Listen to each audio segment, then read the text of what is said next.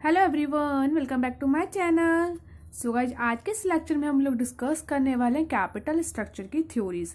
Last lecture में मैंने आपको बताया था कि कैपिटल स्ट्रक्चर क्या होता है, इसका मीनिंग क्या है, एग्जैक्टली हमारा कैपिटल जो स्ट्रक्चर है वो किस किस कंपोजिशन से होता है, किस कंपोजिशन में कितना कितना पोर्शन किस सोर्सेज का लेते हैं, ये सब हमने डिस्कस किया था। ठीक है, तो आज के इस लेक्चर में हम लोग डिस्कस करने वाले कैपिटल स्ट्रक्चर थ्योरी। ठीक है, अगर आपने पुराना वाला लेक्चर नहीं देखा है, हमारा प्रीवियस लेक्चर, तो आपको लिंक डिस्क्रिप्शन बॉक्स में मिल जाएगा, वहां जाके आप देख सकते हैं। नहीं तो आप हमारे चैनल के प्ले लिस्ट विजिट करिए, वहां पे आपको ढेर सारे वीडियोस मिल जाएंगे। अभी तक जितने भी हमने वीडियोस अपलोड किए हैं आपको सब वो वहाँ पे मिल जाएंगे। तो आइए स्टार्ट करते हैं कैपिटल स्ट्रक्चर थ्योरी। तो देखो, कुछ थ्योरीज होती हैं जो कि कैपिटल स्ट्रक्चर से रिलेटेड है, जो कि थ्योरीज हमें ये बताती है कि हमें हमारा कैपिटल का स्ट्रक्चर किस तरीके से, किस टेक्निक से हमें क्रिएट करना चाहिए। ठीक है, तो कुछ थ्योरीज हैं, इसके बारे में हम इनको डिस्कस करेंगे, एक वन बाय वन हम डिस्कस करेंगे और इसके ऊपर बेस्ड हमारे प्रैक्टिकल क्वेश्चंस भी है। तो पहले एक थ्योरी डिस्कस करेंगे, उसके प्रैक्टिकल क्वेश्चंस करेंगे, देन नेक्स्ट, और फिर उसके प्रैक्टिकल क्वेश्चन, देन नेक्स्ट, उसके प्रैक्टिकल क्वेश्चन। इस तरीके से हमारा लेक्चर्स का सीरीज जो है चलेगा। तो जैसे मैं आपको हमेशा बताती हूँ, जो भी थ्योरीज होती हैं, ये थ्योरीज बस इसलिए ही नहीं होती हैं कि आपको जरूरी एप्लीकेबल करनी है या ये हमेशा ही सही रहेंगे, ऐसा नहीं होता है। कोई भी थ्योरी जो होती है वो एक पर्टिकुलर टाइम या फिर कभी कभी हम कह सकते हैं कि कुछ बिजनेस का नेचर इस तरीके से होता है कि जहाँ वो एप्लीकेबल कर जाती हैं। ठीक है, बहुत सारे काम ऐसे होते हैं जहाँ पे वो एप्लीकेबल नहीं हो पाते, बहुत सारे काम ऐसे होते हैं जहाँ वो एप्लीकेबल आसानी से हो जाती है। तो इन थ्योरीज की कुछ एग्जेप्शंस भी होती है ना। कुछ आपको पता है, हर थ्योरी का क्रिटिकल पॉइंट तो हमेशा जरूरी होता है ना। तो ऐसे ही कुछ थ्योरीज हैं, हम देखते हैं वो क्या है, क्या कहती हैं, उनके अकॉर्डिंग क्या है, उसके बारे में हम डिस्कस करेंगे। तो आइए पढ़ते हैं, स्टार्ट करते हैं capital structure theories. Capital structure theory seeks to explain the relationship between the capital structure decision and the market value of a firm। हर कोई अपनी मार्केट वैल्यू फर्म का जो होता है वो बढ़ाना चाहता है। तो कैपिटल जो स्ट्रक्चर है, कैपिटल स्ट्रक्चर डिसीजन जो है and market value of the firm, ये जो थ्योरीज हैं यही इनके बीच का रिलेशनशिप एक्सप्लेन करती हैं, कैपिटल स्ट्रक्चर डिसीजन का and market value of firm का। देयर आर कन्फ्लिक्टिंग मतलब होता है कोई कन्फ्लिक्ट अकर होता है, मतलब कोई इश्यूज अकर होते हैं। ठीक है, ओपिनियन रिगार्डिंग, ओपिनियन को बोल सकते हैं राय, आपकी क्या राय, वट इज योर ओपिनियन बोलते हैं ना। तो they are conflicting opinion regarding whether or not capital structure decision, यानी कि or leverage or proportion of डेब्ट and equity affect the value of a firm. कह रहे जो कैपिटल स्ट्रक्चर डिसीजन होता है जिसमें हमारा ये लिवरेज, प्रोपोर्शन, डेब्ट, इक्विटी वगैरह सब जो आता है, क्या ये फर्म को अफेक्ट करता है। ठीक है, वैल्यू ऑफ अ फर्म को। और शेयर होल्डर्स वेल्थ, और शेयर होल्डर की वेल्थ कह सकते हैं, या तो वैल्यू ऑफ अ फर्म या फिर शेयर होल्डर्स वेल्थ बोलो, क्योंकि शेयर होल्डर्स वेल्थ को अफेक्ट करना मतलब वैल्यू ऑफ फर्म को भी अफेक्ट करना, एक ही बात है दोनों। There is a viewpoint that strongly support the close relationship between the capital structure and decision and the value of a firm। ये एक व्यू पॉइंट जो कि बहुत स्ट्रॉन्ग सपोर्ट करता है कि close relationship between the capital structure and decision and value of firm के decision के बारे में। ठीक है, देयर इज एन इक्वली, ये एक तरीके का बहुत ज्यादा इंपॉर्टेंट, कहते हैं ना आज का सबसे ज्यादा हॉट क्वेश्चन यही है कि हमारी जो फर्म का वैल्यू है, जो यानी कि हमारे शेयर होल्डर्स का वेल्थ है, वो क्या अफेक्ट होता है हमारे कैपिटल स्ट्रक्चर डिसीजन पे। क्या उनके बीच कोई ऐसा रिलेशनशिप होता है कि अगर एक को कुछ होगा तो दूसरे पे इफेक्ट पड़ेगा, होता है ऐसा? आप बताओ मुझे कमेंट करके, क्या ऐसा होता है या नहीं होता, बताओ। आगे पढ़ते हैं। There is an equally strong body of opinion which believes that capital structure decision has no impact मतलब कोई प्रभाव नहीं पड़ता है on the value of a firm. कह रहा है कैपिटल स्ट्रक्चर डिसीजन की कुछ रिलेटेड ऐसे है कि कोई फर्क नहीं पड़ता है वैल्यू ऑफ अ फर्म पे। कुछ स्ट्रॉन्ग ऐसी बॉडीज हैं जो कि ये विश्वास रखती हैं। ठीक है, capital structure theories have been propounded by various authors like David Durand. अब डेविड डुरेंट मैं आपको पहले बताया था, अगर आपको याद हो, कि एक थ्योरी थी नेट इनकम अप्रोच, जो कि हमारे डुरेंट द्वारा दी गई थी। तो उस थ्योरी मैंने आपको पढ़ा रखा है, नेट इनकम अप्रोच, है ना। अभी आगे चलते हैं। डेविड डुरेंट, इजा सोलोमन और मोदिग्लिनी एंड मिलर, ये सब थ्योरीज है। Although there are various theories but are important ones, बहुत सारी थ्योरीज है लेकिन कुछ इंपॉर्टेंट थ्योरीज है जो कि आपको नीचे दे रखी है। फर्स्ट है आपकी नेट इनकम अप्रोच, सेकेंड है net operating income approach, third one है ट्रेडिशनल अप्रोच, और फोर्थ है मोदिग्लिनी एंड मिलर अप्रोच। ये कुछ थ्योरीज है, लगभग 4 थ्योरीज है। आगे कह रहा है out of these theory net income approach and traditional approach strongly support that the view point that there exist a relationship between the capital structure of a firm and its market value. कह रहा है कि इन सभी theories में से net income approach and traditional approach ये एक स्ट्रांगली सपोर्ट है, जो कि व्यू पॉइंट किसको पॉइंट कौन से व्यू पॉइंट को सपोर्ट करती है कि देयर एग्जिस्ट अ रिलेशनशिप, कि यहाँ पे एक रिलेशनशिप एग्जिस्ट करती है किसके बीच में, between capital structure decision of a firm के बीच में और मार्केट वैल्यू के। मतलब ये बताती है कि हाँ, कि अगर कैपिटल स्ट्रक्चर डिसीजन में हम कुछ भी करते हैं तो वो फर्म की मार्केट वैल्यू जो होती है उस पर असर लाती है, उनके बीच कोई ना कोई रिलेशनशिप एग्जिस्ट करती ही है। ठीक है, वेयर एज जबकि net operating income approach and Modigliani and Miller rule out वो ये बताते हैं any relationship between capital structure and market value, वो हमें बताते हैं कि net operating income and Modigliani and Miller rule out ये करते हैं कि any relationship between the capital structure and market value. ठीक है, तो अब हम एक एक करके थ्योरीज को हम पढ़ेंगे और इनको समझेंगे कि हर एक थ्योरी में क्या बताया गया है। तो ये नेट इनकम अप्रोच हमारा फर्स्ट टॉपिक है, फर्स्ट थ्योरी है, तो आज हम इसको पढ़ने वाले हैं। और ये नेट इनकम अप्रोच बहुत ज़्यादा इंपॉर्टेंट टॉपिक है आपके एग्जाम पॉइंट ऑफ व्यू से, जो कि मैं आपको काफ़ी बार करवा चुकी हूँ। अगर आपको याद हो, जब हमने थ्योरी सीरीज किया था वहाँ पे भी नेट इनकम अप्रोच आया था, जो कि मैंने आपको कराया था। अगर आपने नहीं देखा है तो आपको वीडियो का लिंक डिस्क्रिप्शन बॉक्स में मिल जाएगा, एक बार हम वहाँ जाके प्लीज़ ज़रूर अच्छे से समझ लीजिएगा, क्योंकि वो टॉपिक एग्जैक्टली मैंने नेट इनकम अप्रोच का ही पढ़ाया है उसमें, तो वो बहुत ज़्यादा डिटेल में और अच्छे से समझा रखा है। तो एक बार उसको ज़रूर देख लीजिएगा ताकि आपको अच्छे से क्लियर हो जाए। और बाकी इस लेक्चर में मैं थोड़ा बहुत बताऊंगी कि नेट इनकम अप्रोच क्या होता है। तो आइए स्टार्ट करते हैं net income approach. According to the net income approach as suggested by Durand ने दिया था, मैंने अभी बताया, the capital structure decision is relevant. इस रिलेवेंट का मतलब क्या होता है, एक होता है रिलेवेंट, एक होता है इररिलेवेंट। रिलेवेंट का मतलब होता है जहाँ पे हमें ये पता चलता है कि हाँ, हमारे जो फर्म का वैल्यू है वो अफेक्ट करता है। ठीक है, अफेक्ट पड़ता है ये। और इररिलेवेंट मतलब होता है कि कोई भी फर्म की वैल्यू पे अफेक्ट नहीं पड़ता है। ठीक है, relevant for the valuation of a firm.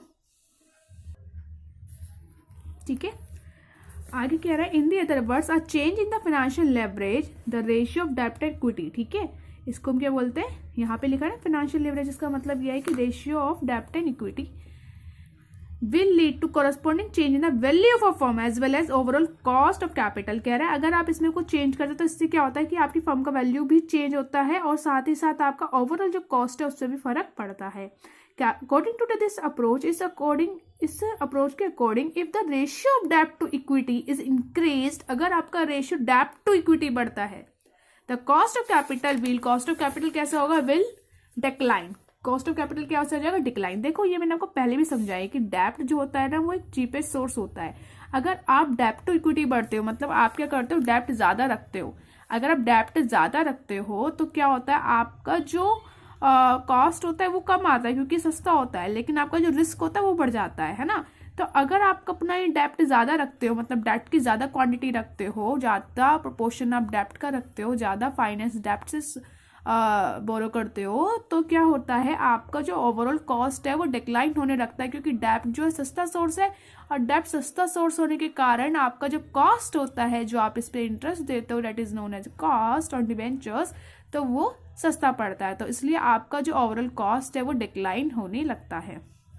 While जबकि the value of a firm as well as the market price of equity share will increase. और क्या होता है, जो आपका, ये तो मैंने आपको स्टार्टिंग में बताया था, हम ये चीज हमेशा अपने माइंड में सेटल करके रखेंगे कि जब भी मैं बोलूँगी कॉस्ट कम हो रहा है तो ये कॉमन सी बात है कि आपका यानी कि फर्म का वैल्यू मार्केट प्राइस शेयर वो इंक्रीज हो रहा है। ये तो एक कॉमन बात है, मैंने आपको बताया था। हाँ, अपने माइंड में ये बात को हमेशा सेटल करके रखेंगे। जब भी कॉस्ट कम होगा देन ये तो है ही, जब आपके खर्चे कम होंगे तो सेविंग्स रेवेन्यू ज्यादा जनरेट होंगे। तो आपको हमेशा पता है, ये तो क्या होगा, हमारा जो मार्केट वैल्यू है फर्म का वो इंक्रीज तो होगा, साथ ही साथ हमारे जो प्राइस है शेयर्स वगैरह के वो अच्छे होंगे, मतलब इंक्रीज होंगे। ठीक है, कब, जब हमारा कॉस्ट डिक्लाइन करेगा। कन्वर्सली अब इसका यहाँ पे अपोजिट दे रखा है कि अगर हम ज्यादा बढ़ाते हैं डेब्ट टू इक्विटी, मतलब हम डेब्ट को कम रखते हैं और इक्विटी ज्यादा रखते हैं, तो क्या होगा, a decrease in the ratio of डेब्ट to equity will cause an increase in overall cost. अब कॉस्ट ओवरऑल बढ़ जाएगा, कॉस्ट ऑफ कैपिटल। अगर आपका कॉस्ट ऑफ कैपिटल बढ़ रहा है तो इसका मतलब यह है कि a decline and a decline both, किसमें डिक्लाइन होगा, डिक्लाइन क्या, both in value of firm as well as market price of equity shares. समझ गए? क्लियर है? हैज, इसलिए a firm can minimize the cost of capital, हर एक firm को मिनिमाइज करनी होती है अपनी कॉस्ट ऑफ कैपिटल। ये आपको अच्छे से पता है, जो हमारा कॉस्ट है वो कम से कम हमारा आना चाहिए। अगर वो कम से कम आता है तो क्या करता है, हमारा जो फर्म है इसका मतलब उसका जो वैल्यू है मार्केट का वो इंक्रीज हो रहा है और प्राइस है वो भी इंक्रीज हो रहा है शेयर का।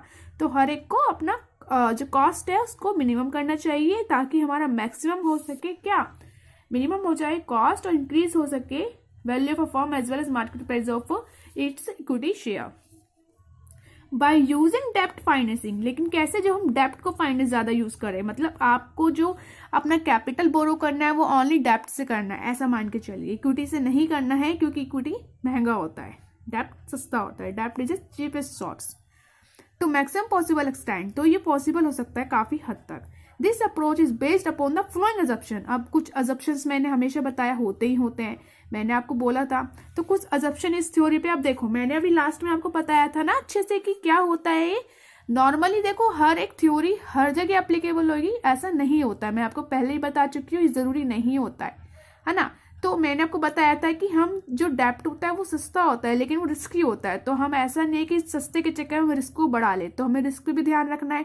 लेकिन ये थ्योरी यहाँ पे हमसे ये कहते हैं कि आप ना डेप्ट को ज्यादा रखो जिससे आपका जो कॉस्ट है ओवरऑल वो कैपिटल कम आएगा और आपका जो वैल्यू है फर्म का वो बढ़ जाएगा और मार्केट प्राइस ऑफ शेयर बढ़ जाएगा। बात तो सही है, लेकिन ये रिस्क पे अभी यहाँ ध्यान नहीं दे रहे क्योंकि डेप्ट जो है वो रिस्की है। तो हमें यही तो देखना होता है, केवल हमें सस्ते के चक्कर में नहीं रहना, हमें रिस्क को भी ध्यान रखना है। तो कुल मिला के हमारी कॉस्ट कम आनी चाहिए जिससे इस कदर हमारे कैपिटल स्ट्रक्चर क्रिएट होना चाहिए। ठीक है, तो यहाँ पे देखो अजप्शंस क्या ले रखे, अजप्शन पे ध्यान दो। द कॉस्ट ऑफ डेप्ट is lower than the cost of equity. हमने यहाँ पे ये माना है कि जो हमारा कॉस्ट आता है डेप्ट का वो उससे कम आएगा इक्विटी वालों से। द रिस्क, अब देखो अब बोल रहा है the risk perception of investor is not changed by the use of डेप्ट। ठीक है, देयर आर नो कॉर्पोरेट और पर्सनल इनकम टैक्सेस, कोई भी कॉर्पोरेट इनकम पर्सनल टैक्सेस कुछ भी यहाँ पे नहीं बोला गया है। ठीक है, तब ये थ्योरी एप्लीकेबल है, लेकिन ऐसा होता है जनरली, ऐसा नहीं होता है ना। तो ये जो थ्योरीज है वो हर बार ही एप्लीकेबल होगी, हर एक समय के हिसाब से ऐसा कुछ नहीं होता। ठीक है, आगे देखो, ये थ्योरी केवल आपको एक आइडिया दे सकते हैं जिस हिसाब से आप अपना जो करने वाले हो उसके अकॉर्डिंग आप डिसीजन थोड़ा बहुत ले सकते हो, लेकिन हर बार ही ऐसा होगा ऐसा नहीं है। तो इसलिए हर एक थ्योरी के देखा नहीं आपने, क्रिटिकल पॉइंट्स भी होते हैं, उनको क्रिटिसाइज किया जाता है कि ये बात आपने यहाँ इग्नोर करी है, इस पे तो ध्यान नहीं दिया, ये बात ऐसे जो कि हमारे बिल्कुल ट्रू होल्ड करती ही नहीं है, होता है ना ऐसा। The main contention in a favour of net income approach is that, is मतलब है दैट मतलब कि ये है कि an increase in proportion of डेप्ट, जब हम प्रोपोर्शन बढ़ाते हैं किसमें, डेप्ट में, फाइनेंसिंग इन कैपिटल स्ट्रक्चर, कब, जब हम फाइनेंसिंग करते हैं अपने कैपिटल स्ट्रक्चर को, रिजल्ट एज अ परिणाम स्वरूप, मतलब उसका रिजल्ट क्या आता है, in an increase in proportion of cheaper source of fund. क्या होता है वो चीपर सोर्स होता है, मैंने अभी बोला। तो क्या होता है ये चीपर सोर्स होता है, तो in an increase in proportion of cheaper source, तो हम अपने फंड जो लेकर आ रहे हैं पैसा, तो एक चीपर सोर्स में हम इंक्रीज कर रहे हैं किसका, प्रोपोर्शन ऑफ डेप्ट का, चीपर सोर्स का। ठीक है, this in return result in decrease in overall cost, इसका जो रिजल्ट हमें मिलेगा वो क्या मिलेगा कि जो डिक्रीज करेगा हमारी ओवरऑल कॉस्ट ऑफ कैपिटल को, लीडिंग टू एन, और वो क्या करेगी, जब कॉस्ट जो हमारा ओवरऑल कॉस्ट है जब वो डिक्रीज होगा तो क्या होगा, हमारा जो फर्म का वैल्यू है वो इंक्रीज होगा। एक सेकेंड, ठीक है, हमारी फर्म का वैल्यू क्या होगा, वो इंक्रीज होगा। आगे लिखा हुआ है यहाँ पे the main reason behind the assumption, the main reason behind क्या है, अजप्शन ऑफ कॉस्ट ऑफ डेप्ट इज टू बी की, इसका जो मेन रीजन है वो क्या है, इसके पीछे कारण यही है कि जो हमने अजप्शन एज्यूम कर रखा है कि जो हमारा कॉस्ट है डेप्ट का वो लेस देन होता है, मतलब वो कम होता है किसके, कॉस्ट ऑफ इक्विटी के, है ना। Are that the interest rate are usually lower than a dividend, जैसे आमतौर पे हमें देखते भी हैं कि जो डिविडेंड का जो इंटरेस्ट रेट होता है वो जो इंटरेस्ट रेट होता है डिबेंचर्स का वो डिविडेंड से तो कम होता है। ठीक है, dividend rate due to the higher risk on equity share, dividend का हायर क्यों होता है, क्योंकि किसके कारण होता है हायर? ड्यू टू मतलब के कारण, due to on equity shares higher risk, क्योंकि रिस्क ज्यादा होता है तो इक्विटी में जो रिटर्न जो डिविडेंड होता है वो थोड़ा ज्यादा होता है। And also since the interest on डेब्ट इज डिडक्टेबल एक्सपेंस, मैंने बताया था अभी जो टैक्सेस वगैरह देते हैं उससे पहले हम करते हैं। The company gets the tax benefit on it, तो कंपनी को क्या मिलता है? इस पर टैक्स बेनिफिट भी मिल जाता है, इसलिए डेब्ट चीपर सोर्स है, सस्ता है, उसको लेना चाहिए। डेब्ट वाली कैपिटल रखनी चाहिए ताकि हमारा कॉस्ट कम आए, कॉस्ट कम आएगा तो फर्म का वैल्यू बढ़ेगा। ये बात किसने बोली है? ये हमारी नेट इनकम अप्रोच बोलती है जो कि डुरेंट द्वारा दी गई थी। ठीक है, यहाँ पे लिखा हुआ है आगे, यहाँ ये आपको क्लियरली विजिबल होगा, देखो हो रहा है ना विजिबल। आगे यहाँ लिखा हुआ है द फाइनेंशियल लिवरेज इज दस according to the net income approach an important variable to the capital structure of a firm with judicious समझते हो? जब हम डेब्ट और इक्विटी का यूज साथ साथ करते हैं ना उसे हम जुडिशियस बोलते हैं। ठीक है, लेकिन हम डेब्ट कितना रखें और इक्विटी कितना रखें वो हमारा प्रपोर्शन कहलाता है कि किस चीज को कितना प्रपोर्शन में हमें रखना है। ठीक है, आगे देखेंगे, यहाँ आगे लिखा हुआ है with judicious mixture of debt and equity a firm can involve an optimum capital structure, ठीक ठाक कैपिटल स्ट्रक्चर बना सकती है, एक जुडिशियस मिक्सचर क्रिएट कर सकते हैं किसका? डेब्ट और इक्विटी का। जुडिशियस मतलब दोनों को मिलाकर, which will be the one at which overall cost of capital is lowest and market value for firm is highest, कि हमारी जो ओवरऑल कॉस्ट है कैपिटल की वो कम हो, जो मार्केट वैल्यू फर्म का वो ज्यादा हो। at that structure the market price per share would be maximum, और ऐसे स्ट्रक्चर में हमारा जो मार्केट प्राइस होता है पर शेयर का वो कैसा होता है? would be maximum होता है। आप देखो यहाँ पे ग्राफिकली एक बार रिप्रेजेंट कर रखा है, ये भी मैंने आपको लास्ट जब समझाया था net income approach theoretical series में, वहां पे आपको क्लियर करा था। नेट इनकम अप्रोच यानी कि NI approach is explain graphically as follows.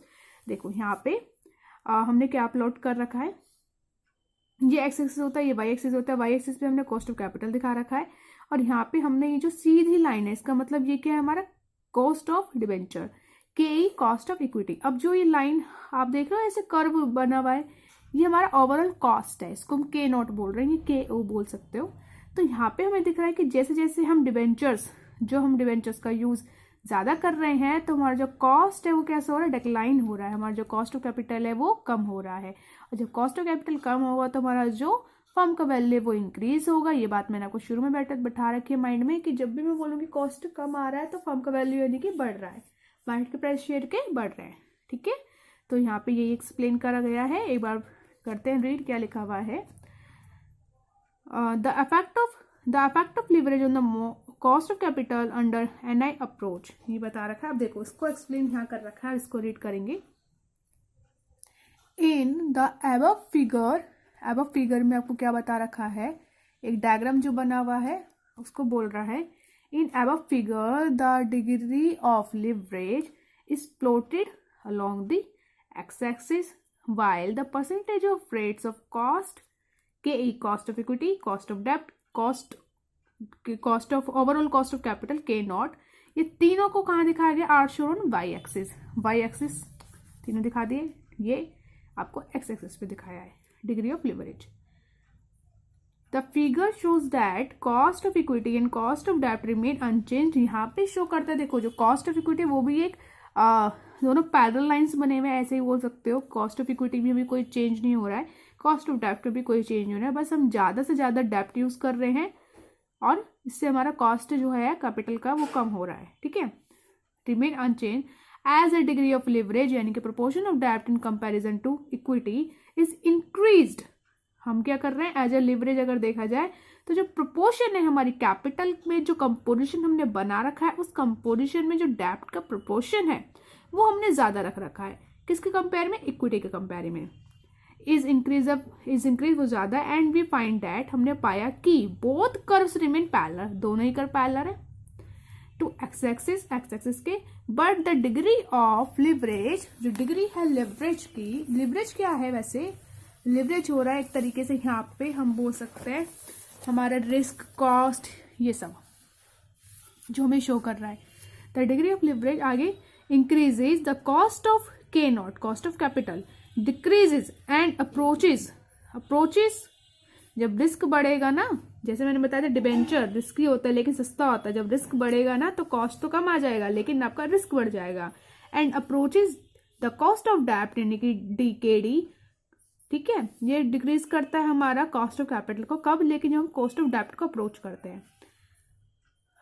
के नॉट यानी कि कॉस्ट ओवरऑल फर्म का जो कैपिटल पे है, के not however can not touch KD, वो KD को टच तो नहीं कर रहा है, देखो आपने देखा ये टच नहीं कर रहा है, बस इसको जस्ट इसके बिल्कुल एकदम बराबर से गुजर रहा है, टच नहीं कर रहा है ना, तो उसको बोल रहा है KD यानी कि ये लाइन, ठीक है, जो पैरेलल बनी हुई है एक्स एक्सिस के जो बनी हुई है KD however can not touch KD as there can not be all डेप्ट फर्म। हमें पता है कि टच क्यों नहीं कर रहा है, क्योंकि सारी की सारी फर्म में हम डेप्ट नहीं रख सकते कि ओवरऑल पूरा का पूरा 100% डेप्ट हो, इसलिए टच नहीं कर रहा है, क्योंकि हम सारा डेप्ट तो नहीं रख सकते, कुछ हिस्सा डेप्ट का रख सकते हैं, कुछ हिस्सा इक्विटी का, लेकिन ज्यादा हिस्सा बोल रहा है डेप्ट का रखो ताकि कॉस्ट कम आए, रिस्क को यहाँ पे इस तरीके से इग्नोर कर रहा है। The optimal capital structure is one at which cost of overall capital K naught is nearest to KD। तो ऑप्टिमल कैपिटल स्ट्रक्चर वही है जहाँ पे हमारा जो ओवरऑल कॉस्ट है ना, ये कर्व जो ओवरऑल कॉस्ट का बन रहा था, और KD ये जहाँ पे बिल्कुल नियरेस्ट हो, मतलब एक दूसरे को टच तो नहीं करे लेकिन बिल्कुल नियरेस्ट हो, ठीक है, वो ऑप्टिमल कैपिटल स्ट्रक्चर का पॉइंट है, ऐसे बोल सकते हो। Eight which the proportion of equity capital is insignificant, at this level the firms overall cost of capital would be lowest and the market value of a firm and the market value पर share is highest, ठीक है। The net income approach is made further clear by the flowing illustration. अब देखो एक illustration भी है, मैं आपको समझाऊंगी इसमें एग्जैक्टली है क्या, ठीक है।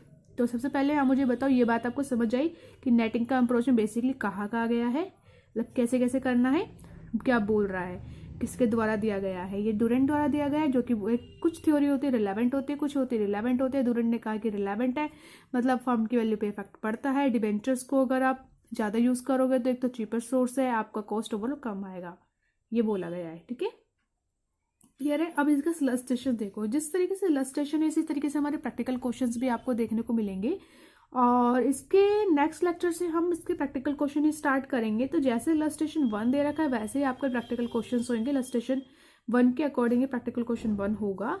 तो इसको एक बार अच्छे से समझ लेते हैं कि इसमें होता क्या है। इसमें आपको क्या करना होता है, ओवरऑल जो कॉस्ट होता है ना कैपिटल का वो कैलकुलेट करना होता है, और आपका वैल्यू ऑफ फर्म निकलता है, ठीक है, बस यही काम है और कोई काम नहीं है। देखो, अ कंपनीज एक्सपेक्टेड ऑपरेटिंग इनकम यानी कि earning before interest and tax, EBIT इसको बोलते हैं, कि वो उम्मीद करते हैं कि उसका जो इनकम है ना वो कितना है, 3 लाख का है। इट हैज़ 12 लाख उसके पास क्या है, 9% डिवेंचर, 12 लाख के 9% डिवेंचर है, 9% इंटरेस्ट देता है 12 लाख पे। The equity capitalization rate of a company 12%, जो कैपिटलाइजेशन रेट है कॉस्ट ऑफ इक्विटी वो कितना है, 12% है कैपिटलाइजेशन रेट, यानी कि 0. अगर आप वैसे लिखोगे परसेंट 12% ऐसे लिखोगे, अगर ओवरऑल लिखोगे तो 100/12 कर दोगे, उल्टा कर देते हैं। Calculate the value of a firm, value of firm निकालना है, and overall capitalization rate according to the net income approach, ignore tax, आपको टैक्स तो इग्नोर करना है क्योंकि अजप्शन में बोला गया था, और आपको क्या निकालना है, वैल्यू ऑफ अ फर्म, और जो कैपिटलाइजेशन ओवरऑल जो कॉस्ट है ना K0 वो निकालना है। क्लियर हो गया। तो आइए ए पार्ट देखते हैं, पहले ए पार्ट पढ़ाया मैंने तो ए को ही देखेंगे, ठीक है। यहाँ पे बोल रहा है, पहले हमने जो सॉल्यूशन करा कैसे करा, हमने कैलकुलेशन करा फर्म की वैल्यू के लिए, बोल रहे हैं वैल्यू ऑफ फर्म निकालो, तो calculation for value of firm, net income approach, sorry net operating income, हमारा इनकम कितना है, EBIT जिसको हम बोलते हैं वो है हमारा 3 लाख, गिवन है आपको। लेस करेंगे इंटरेस्ट, मैंने आपको पहले बताया, पहले हम इंटरेस्ट माइनस करते हैं डिबेंचर्स पे जो हम देते हैं, तो इंटरेस्ट कितना है आपका, 12 लाख डिबेंचर्स है, 12 लाख डिबेंचर, 9% इंटरेस्ट है, तो कितना आएगा अगर आप इसे सॉल्व करोगे, यह आ जाएगा 1,08,000, माइनस कर दिया। अब ये जो अर्निंग है ये किसके लिए अर्निंग है, ये अर्निंग होती है हमारे शेयर होल्डर्स की, तो earning available to the shareholders, ये अर्निंग है जो कि शेयर होल्डर्स को अवेलेबल होगी, ठीक है। अब हमें लिखा इक्विटी कैपिटलाइजेशन रेट, हमारा इक्विटी कैपिटलाइजेशन रेट कितना है, वो 12% है, तो मार्केट वैल्यू ऑफ इक्विटी क्या होगी, देखो ये जो अर्निंग है ये वो अर्निंग है जो कि हम इक्विटी वालों को देंगे, लेकिन हम जैसे 12% हमारा कॉस्ट हम देते हैं, है ना, 12% हम कॉस्ट देते हैं, कॉस्ट हमारा लगता है, और इतना अर्निंग हमें मिलता है, तो ओवरऑल कितना होगा, मतलब हमें पूरा मार्केट वैल्यू निकालना है अपने इक्विटी शेयर्स का, तो उल्टा कर देंगे। 12% है ना, 12% देते हो तो कितना होगा 100/12 पूरा निकालने के लिए। तो इसलिए जो अर्निंग्स आई है उसको हमने 100/12 करा है और जो कि हमें मिला 16 लाख। ठीक है, और मार्केट वैल्यू डिबेंचर्स कितनी है 12 लाख। पूछ रहा था ना ओवरऑल कॉस्ट कितना होगा, फर्म का वैल्यू कितना होगा, कुछ पूछ रहा था ना ऐसा। हाँ, तो अब हमें देखना है कि 16 लाख तो हमारे हो गए इक्विटी वालों के, फर्म की वैल्यू, हमारे वैल्यू ऑफ इक्विटी हो गई मार्केट में, और हमारे डिवेंचर्स कितने 12 लाख के। तो 12 और 16 टोटल कितना आ गया 28। तो यानी कि हमारी जो वैल्यू है फर्म की, जिसको हम वी बोलते हैं, वो कितना है 28 लाख। समझ गए। यहाँ पे आपको मेन वैल्यू निकालना है फर्म का, कि फर्म का वैल्यू कितना है, जिसमें कितने इक्विटी और कितने डिवेंचर्स है, वो हमारा डिटरमाइन करता है वैल्यू को। ठीक है, समझ गए। अब आगे देखो, कह रहा है calculation for overall capitalization rate. आपको यहाँ पे ओवरऑल कैपिटलाइजेशन रेट निकालना है, के नोट, यानी कि वो कैसे निकलेगा, जितनी भी अर्निंग्स आपने करी है उसको डिवाइड कर दो वैल्यू ऑफ फर्म से। अर्निंग कितनी करी है हमने 3 लाख की, और पूरा वैल्यू फर्म से आप डिवाइड करोगे तो जितना भी हमारा खर्चा आएगा, मतलब ये आज की डेट में हमारी वैल्यू है फर्म की और हम इतना कमाते हैं तो कितना खर्चा करते हैं, तो इन दोनों को जब आप डिवाइड करोगे जो भी आपका निकलेगा अमाउंट, वो आपका कहलाता है कि आप इतना कॉस्ट उस पर देते हो, इतना कमाते हो, इतना फर्म का वैल्यू है, तो कितना आपने कॉस्ट ओवरऑल कितना है आपका। तो अर्निंग डिवाइड करेंगे वैल्यू ऑफ फर्म से और डिवाइड करोगे तो आपको ये कितना मिलेगा, ये अगर परसेंट में निकाल रखा है तो इंटू 100 कर लेना, तो 10.71% आ जाएगा। क्लियर हो गई बात। तो इस तरीके से हमारा ये क्वेश्चन है इलस्ट्रेशन 1, इसका ए पार्ट ऐसा दे रखा है और इसका बी पार्ट देखो, उसमें क्या कह रहा है, इफ द डिबेंचर डेप्ट इज इंक्रीज्ड, कह रहा है अगर डिबेंचर जो है वो बढ़ जाता है, कितना हो जाता है 15 लाख हो जाता है, इंक्रीज टू 15 लाख लिखा हुआ, ध्यान से देखो, जैसे पहले था 12 लाख, अब कितना हो गया 15 हो गया। अगर यहाँ लिखा रहता है इंक्रीज्ड बाय 3 लाख, तो उसका मतलब अब बढ़ गया कितने से, 3 लाख से बढ़ गया, तो यानी कि 12 + 3 कितना हो गया 15 लाख हो गया। अगर यहाँ लिखा होता बाय तब होता है ऐसा, लेकिन यहाँ लिखा इंक्रीज टू, मतलब कितना हो गया बढ़कर 15 हो गया, डायरेक्ट बता दिया है। ठीक है, तो टू और बाय का ये याद रखना है आपको। What shall be the value of firm and overall cost निकालना कोरिलेटेड नेट इनकम अप्रोच।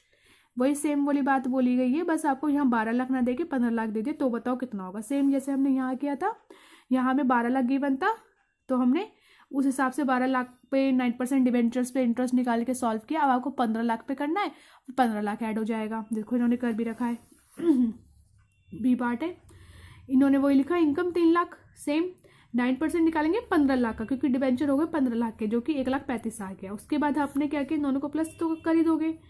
ठीक है, अब ये अर्निंग्स सॉरी प्लस नहीं minus, sorry I am so sorry, ये जो अर्निंग्स है लेस होगा इंटरेस्ट। जो अर्निंग्स आई है वो किसकी आई है, शेयर होल्डर्स की अर्निंग आ गई। रेट आपका वही 12% गिवन है। ओवरऑल अब मार्केट का वैल्यू निकालना है इक्विटी का, 12% तो वो है जो आप दे रहे हो उसको कॉस्ट, इक्विटी कैपिटलाइजेशन रेट जो आपका लग रहा है, और इतना अर्निंग्स आपको अवेलेबल है। तो टोटल कितना हो गया, तो उल्टा कर देंगे 100/12, सॉल्व करोगे ये आ जाएगा। अब डिबेंचर्स का वैल्यू कितना है 15 लाख का, दोनों को प्लस करो, फर्म का वैल्यू आ गया। अब वही सेम ओवरऑल कॉस्ट निकाल दो, अर्निंग डिवाइड बाय फर्म की वैल्यू, दोनों को डिवाइड करो, इंटू में 100 कितना आ गया 10.43। ठीक है, समझ गए। ऐसे ही अब यहाँ देखो, यहाँ पे सी पार्ट में कह रहा है इफ द डिबेंचर डेप्ट इज डिक्रीज टू 10 लाख, अगर वो घट जाता है 10 लाख हो जाता है, what will be the value of firm and overall capitalization rate according to the net income approach. अब आपको 10 लाख कर देना है, पहले 12 था, 15 हुआ, बढ़ गया, अब घट गया 10 रह गया, तो फिर क्या होगा। आप देखो इसका सॉल्यूशन देखो यहाँ पे कह रहा था कि आपको EBIT दे रखा था 3 लाख का, और 10 लाख थे हमारे डिबेंचर, 9% इंटरेस्ट देते तो हो गया 90,000, दोनों को आपने कर दिया माइनस, तो अर्निंग अवेलेबल होगी शेयर होल्डर्स के लिए। अब आपको कैपिटलाइजेशन रेट तो 12% गिवन है, वही सेम आप इसका क्या करोगे, उल्टा करोगे, 100/12 करोगे तो मार्केट वैल्यू ऑफ इक्विटी आपको मिल जाएगा, और डिबेंचर से आपके 10, तो दोनों को प्लस करो, ये क्या आएगा आपको, वैल्यू ऑफ फर्म आ गया। दोनों को डिवाइड कर दो ओवरऑल कॉस्ट निकालने के लिए, अर्निंग को, वैल्यू ऑफ फर्म को, तो कितना आ गया कॉस्ट आपका 10.91%। ठीक है, अब इसके लिए जो कमेंट कर रखा है उसे पढ़ो। देखो हैंस, इसलिए वी कैन सी डैट, हम देख सकते हैं कि with decrease in ratio of डेप्ट इक्विटी, अगर हम डिक्रीज करते हैं रेशियो अपने डेप्ट इक्विटी का, the value of a firm has decrease, तो वैल्यू ऑफ अ फर्म भी कैसे होती है, डिक्रीज हो जाती है, and consecutively the overall cost of capital has increase, और परिणाम स्वरूप क्या होता है, जो कॉस्ट ऑफ कैपिटल है वो कैसे हो जाती है, इंक्रीज हो जाती है। अब आपने देखा होगा, ध्यान दिया हो तो यहाँ पे 10.71 आया, यहाँ 10.43 आया और यहाँ पे कितना आया 10.91, बढ़ गया ना। हाँ वही लिखा हुआ है। ऐसे सेकंड के लिए अगर आप देखो तो यहाँ पे कमेंट हुआ हुआ है, जैसे ये कितना था 10.43 और फर्म का वैल्यू कितना है 2875, ज़्यादा है। यहाँ पे 28 था केवल। देखो जब आपके डिबेंचर 12 थे तब 28 था, जो आपके डिबेंचर 15 हो गए तो 20,75,000 हो गया। और यहाँ पे जब आपके डिबेंचर घट गए तो यहाँ पे फर्म का वैल्यू कितना 70-50 मतलब 27-50 हो गया, तो फर्म का वैल्यू यहाँ तो घट ही गया। यहाँ पे आपका केवल 28 था और यहाँ पे ज्यादा था 28-75, फर्म का वैल्यू ज्यादा है यहाँ पे, और जो कॉस्ट है वो भी कम है। देखो 10.43, वहाँ पे कितना है 10.71, 10.71 ज्यादा है 10.43 से, और यहाँ पे कितना है 10.91, यहाँ पे तो हद ही हो गई है ना। तो वहाँ पे जो कॉस्ट आया है हमारा, वो कॉस्ट भी कम आया और फर्म का वैल्यू भी ज्यादा है। क्यों? क्योंकि डेप्ट यहाँ पे ज्यादा था 15। ठीक है, तो यही बात आपको यहाँ पे समझनी है। और इसके लिए देखो कमेंट क्या लिखा हुआ है, इसके लिए कमेंट लिखा हुआ है, hence we can see that with increase in ratio of debt and equity the value of a firm has increased and consequently the overall cost of capital has decreased। ठीक है, तो जो बात अभी हमने करी है वही बात को इन्होंने यहाँ पे लिख रखा है। तो जैसे इलस्ट्रेशन 1 है, इसी तरीके से आपके आने वाले क्वेश्चंस होंगे। तो अब हम मिलते हैं नेक्स्ट लेक्चर में प्रैक्टिकल क्वेश्चन के साथ। तो क्वेश्चन नंबर 1 करेंगे नेक्स्ट लेक्चर में। अब नेक्स्ट लेक्चर में मिलते हैं, और तब तक के लिए bye, take care, stay connected. अगर आपको कुछ भी पूछना हो तो कमेंट करके आप पूछ सकते हैं। तो आज के लेक्चर में इतना ही, अब हम मिलेंगे नेक्स्ट लेक्चर में।